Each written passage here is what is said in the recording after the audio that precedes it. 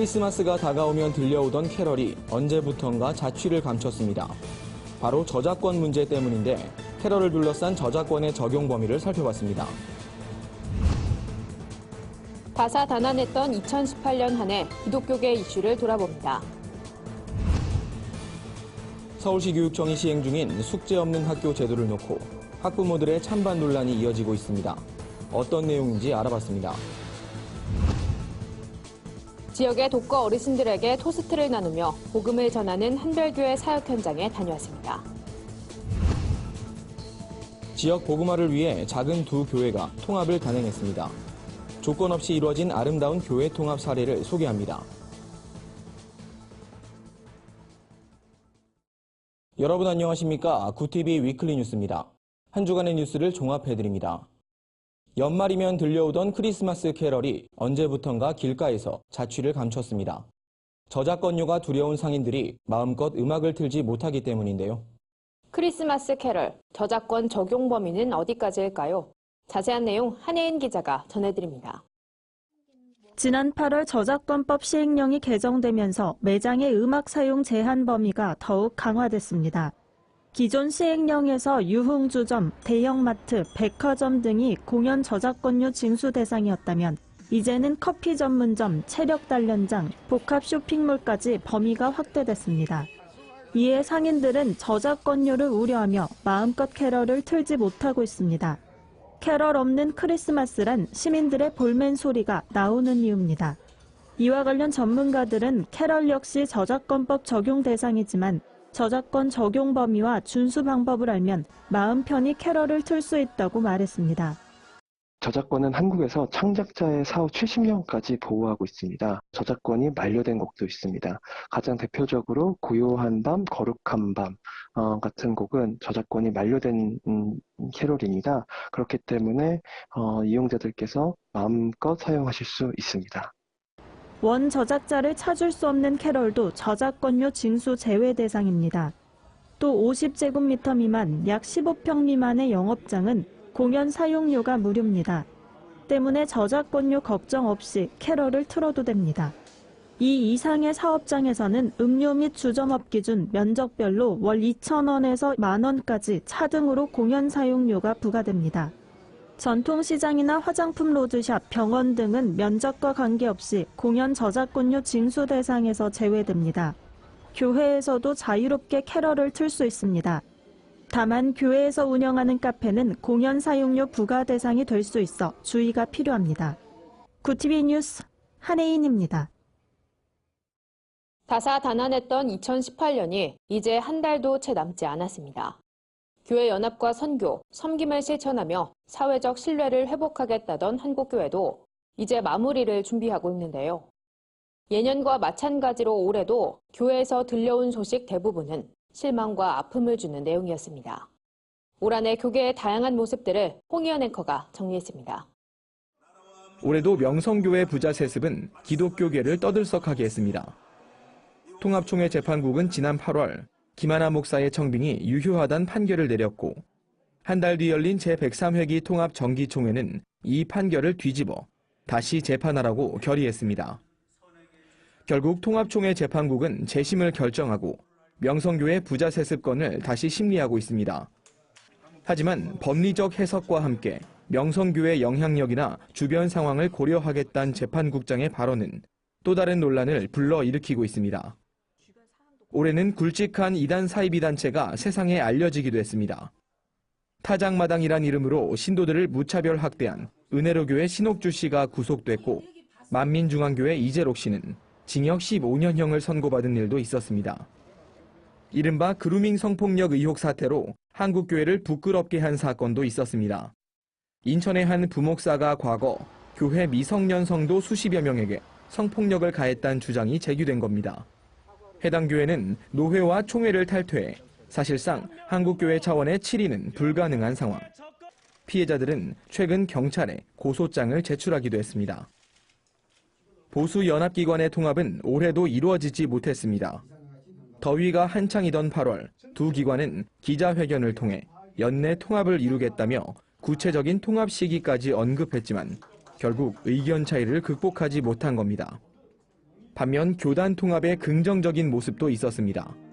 지난 2008년 분열했던 기독교 대한 하나님의 성회 여의도 측과 서대문 측이 10년 만에 극적인 교단 통합을 이룬 겁니다. 양 교단은 통합 이후 행보를 이어나가며 교단 안정과 정상화에 집중하는 모습입니다.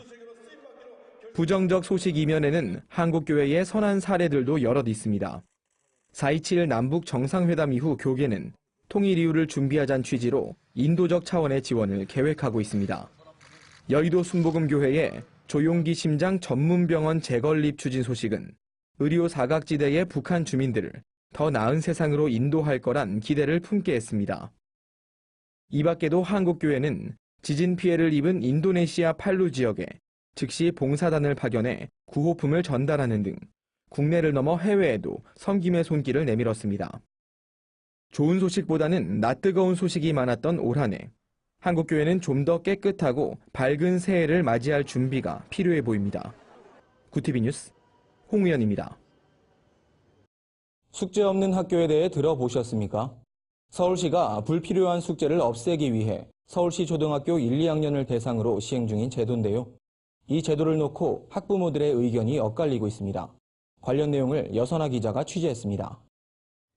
서울시 교육청이 관내 초등학교에 권장하고 있는 숙제 없는 학교 제도. 한 커뮤니티 조사에 따르면 초등학생 학부모의 60% 이상이 이 제도에 찬성 입장을 보였습니다. 학교에서 요구하는 교과 위주의 숙제보다는 체험 위주의 방과 후 활동을 하는 게 더 좋다는 의견입니다. 숙제가 없으면 아이들이 또 자기 개발을 또 할 수 있고 또 자기가 하고 싶은 것, 또 자기가 가고 싶은 곳 이런 것들이 허락되어지니까 참 좋은 것 같습니다. 반대 의견도 만만치 않습니다. 아이들의 공부가 짧은 수업 시간에 국한된다면 학년이 올라갈수록 교과 공부에 쉽게 지칠 거란 우려 때문입니다. 숙제가 없으면 아이들이 공부나 숙제에 대한 이 개념 자체도 없고 공부를 안 하게 되지 않을까 싶은 아예 안 하게 되지 않을까 싶은 우려가 좀 있습니다. 이현승 씨뿐만 아니라 이 제도에 반대하는 대부분의 학부모들은 숙제를 완전히 없애는 데 대해 부정적인 의견을 보입니다. 교과 공부 향상을 위한 복습 과정이 없어진다면 오히려 사교육이 성행하게 될 거란 입장입니다. 하지만 서울시 교육청의 이야기는 좀 달랐습니다. 숙제를 원천적으로 없애는 게 아니라 학부모의 부담을 줄이면서 아이들에겐 직접적인 도움을 주는 숙제를 권장하는 제도라고 해명했습니다. 숙제 없는 학교가 아니라 이제 부모와 함께 할 수밖에 없는 숙제, 그런 부모 숙제를 없애기 차원에서 1, 2학년에게 맞는 맞춤형 숙제를 제공하는 정책을 실시하고 있습니다. 실제 이 제도에 만족하는 사례도 있습니다. 숙제 없는 학교 제도를 시행 중인 한 초등학교 교사는 교사와 학부모, 아이들 모두가 만족하고 있다고 말했습니다. 퇴근하고 와서 숙제 봐주고 이렇게 하느냐고 너무 힘들었는데 아이들이 학교 생활을 어떻게 하는지 이야기도 할 수 있고 놀 수 있는 시간도 생겼다고 학부모님, 학생 모두 되게 만족했습니다. 숙제 없는 학교 제도는 미국과 영국 등 일부 선진국에서도 시행하고 있습니다. 다만 이들 국가는 숙제를 줄이는 대신 학교 수업 시간을 늘리면서 학교 내 학습을 강조하는 방향을 취하고 있다는 점이 눈에 띕니다. 파격적인 내용으로 논란이 끊이질 않는 숙제 없는 학교 제도. 이에 따른 부작용을 막기 위해선 선진국 사례와 같이 학교 교육을 더 강화하는 정책이 뒤따라야 할 걸로 보입니다. 구티비 뉴스 여선아입니다. 전도가 어려운 시대에 많은 교회들이 이색 전도법으로 복음 사역에 매진하고 있습니다. 매주 토스트를 나누며 지역 어르신들에게 복음을 전하는 한별교회도 고민 끝에 섬김의 전도 방법을 택했는데요. 이젠 지역의 명소가 됐다고 합니다. 한별교회 특별한 사역 현장에 오현근 기자가 다녀왔습니다. 주방에 모인 사람들이 바쁘게 움직입니다. 음식 재료를 다듬고 손질하는 이들은 다름 아닌 한별교회 성도들입니다. 오광석 담임 목사도 직접 재료를 손질하면서 성도들과 함께 참여하고 있습니다. 한별교회는 5년 전 안산에서 현재의 시흥으로 교회를 이전하면서 지역에 외로운 어르신들이 많다는 주변의 이야기를 듣고 토스트 사역을 시작했습니다. 호떡이나 고구마, 국수 등 여러 음식들을 고민했지만 간단하면서도 식사로도 제격인 토스트를 나누게 됐다는 게 오 목사의 설명입니다. 또 우리 주님께서 섬기고 나누라는 말씀을 우리가 기억하면서 즐거움으로 하고 있습니다.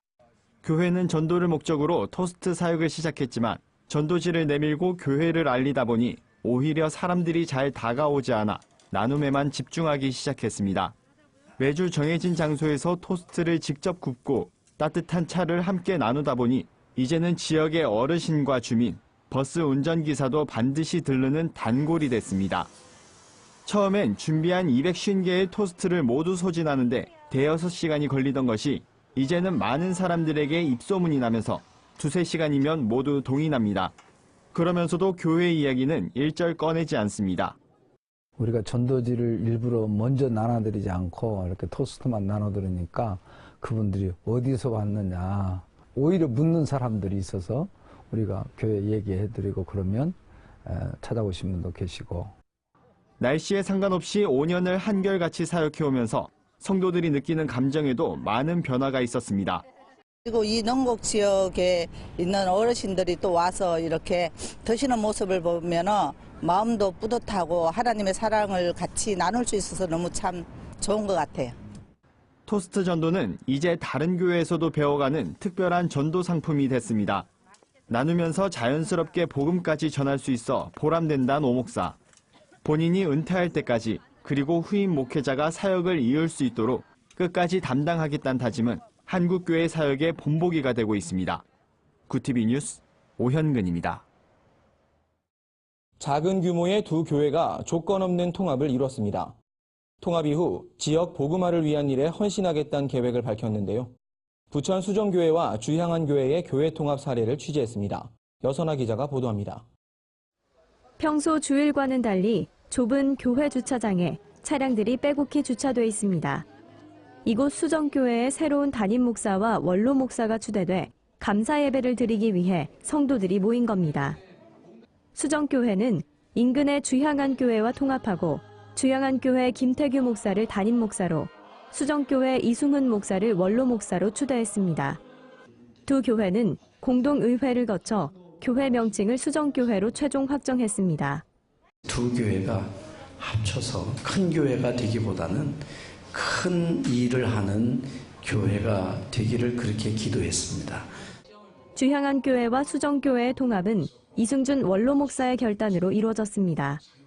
같은 노회 소속이었던 김태규 목사를 평소 눈여겨보던 중 세대 교체의 필요성을 느껴 통합을 제안한 겁니다. 원로 목사로 추대된 이승준 목사도 후배 교역자와 성도들에게 조언을 아끼지 않았습니다. 함께 세운 새로운 꿈과 비전을 위해 힘을 합쳐 나아가자고 말했습니다. 담임 목사님 취임 또 원로 목사님 추대 너무너무 감동이 되고 너무 좀 은혜가 되는 것을 느꼈습니다. 제가 다 못 이룬 목회의 끝을 우리 목사님께서 잘 이어받아서 우리 교우들을 잘 지도하고 양육하고. 두 교회의 이번 통합은 수많은 소규모 교회들의 귀감을 줄 거란 목소리도 나왔습니다. 이날 취임 예배에 참석한 노회 목회자들은 두 교회가 한국교회에 좋은 사례를 만들었다고 축하의 말을 전했습니다. 작지만 아름다운 교회의 통합으로 지역사회를 섬기게 될 수정교회. 앞으로의 사역이 더욱 기대되는 이유입니다. 구티비 뉴스 여선아입니다.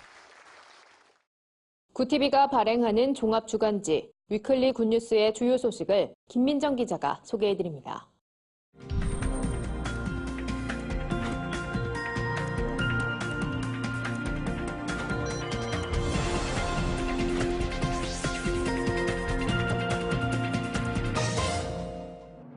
이번 주 주요 뉴스 브리핑입니다. 미중 무역전쟁이 90일간의 휴전에 들어갔지만 내전은 진행 중입니다. 향후 양국의 협상이 어떻게 전개될지 전망해봤습니다. KT 아연지사 화재가 발생한 지 열흘 만에 노후 배관이 터지는 사고가 일어났습니다. 이젠 걸어다니는 게 두렵다는 말까지 나오는데요. 원인과 대안을 살펴봅니다. 노란조끼 시위로 프랑스 전역이 떠들썩합니다. 대통령이 대국민 사과로 진화에 나섰지만 당분간 논란은 계속될 것으로 보입니다. 자세한 내용 알아봅니다. 1997년 외환위기 사태를 다룬 영화 국가부도의 날에 대한 관심이 뜨겁습니다.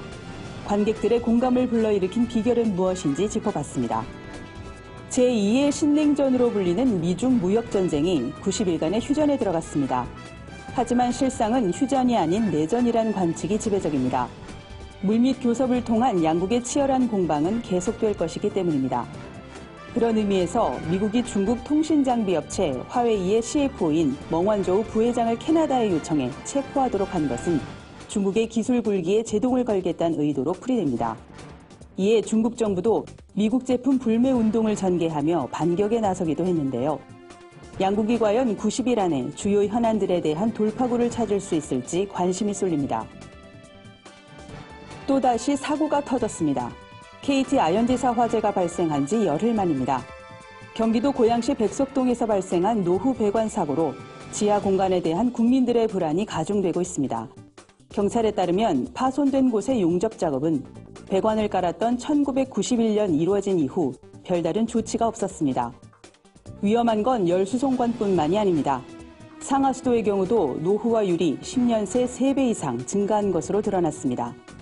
현재 행안부, 국토부, 민간업체와 지방자치단체로 분산돼 있는 지하 공동구의 관리를 종합적으로 총괄할 컨트롤 타워가 시급하다는 게 전문가들의 지적입니다. 프랑스 전역을 뒤흔든 노란 조끼에 마크롱 대통령이 결국 항복했습니다. 유류세 인상으로 촉발된 노란 조끼 시위가 반정부 시위로 확산하자 마크롱 대통령은 파격적인 최저임금 인상과 서민층 면세 확대를 약속하면서 대국민 사과를 했습니다. 하지만 재정 적자로 인한 경제적 손실은 불가피할 전망입니다. 지난달부터 이어진 노란 조끼 시위는 갈수록 심화되는 소득 양극화에 대한 시민들의 분노가 더해지면서 걷잡을 수 없이 확산됐습니다. 최근엔 벨기에, 네덜란드에서도 시위가 열려 유럽 각국도 긴장하는 분위기인데요. 향후 귀추가 주목됩니다. 충남 태안화력발전소에서 일하던 하청업체 노동자가 숨지는 사고가 있었습니다. 입사한 지 3개월 된 24살 꽃다운 나이의 청년이었습니다. 생명과 직결되는 안전관리를 하청업체에 맡기는 이른바 위험의 외주화가 돌이킬 수 없는 참사로 이어지고 있습니다. 사회 전반에 관행처럼 만연해 있는 위험의 외주화. 지금 대한민국이 풀어야 할 최우선 과제가 아닐까 싶습니다. 지금까지 위클리 뉴스 브리핑이었습니다. 인천의 한 교회에서 이른바 그루밍 성폭력 피해를 당했다고 호소하는 이들이 경찰에 고소장을 접수했습니다. 새로운 변화의 흐름을 보인 올 한해 기독문학의 동향을 짚어봤습니다. 한 주간 분야별 주요 뉴스를 오현근 기자와 한혜인 기자가 전해드립니다.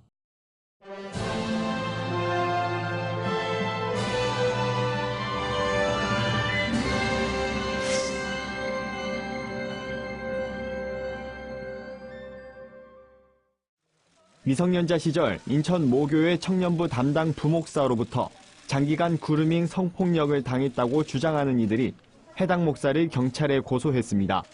성폭력 피해를 주장하는 이들 중 4명은 10일 해당 목사를 아동 청소년의 성보호에 관한 법률상 위계 등 간음 혐의로 인천지방경찰청에 고소장을 접수했습니다.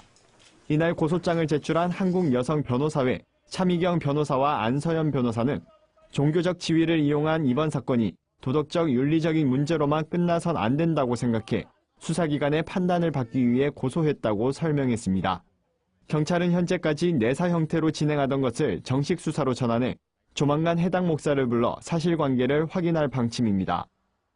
명성교회 부자 세습에 반대하는 단체들이 오는 17일 예장통합 103회 총회 결의 이행을 촉구하는 대회를 계획하고 있습니다. 이번 대회엔 명성교회 세습 철회를 위한 예장연대, 서울 동남로의 비대위를 비롯한 15개 단체가 참여했습니다. 대회 설교는 그동안 명성교회 부자 세습을 공개적으로 비판해온 김동호 목사가 맡았습니다. 한편 단체들은 이날 기자회견이 끝난 뒤 예장통합 총회장과 면담을 갖고 총회 결의에 반하는 활동을 하는 이들에 대해 우려의 입장을 표명했습니다. 구티비 뉴스 오현근입니다.